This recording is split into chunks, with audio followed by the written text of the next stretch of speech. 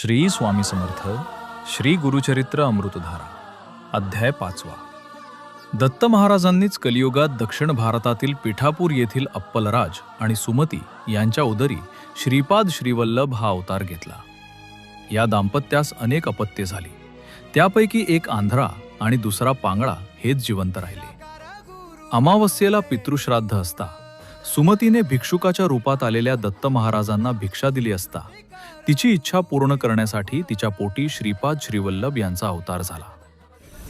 मी वैरागी, तपस्वी आणि योगश्री हीच माझी पत्नी, म्हणून माझे नाव श्रीपाद श्रीवल्लभ असे सांगून दोन्ही भावांचे वैगुण दूर केले.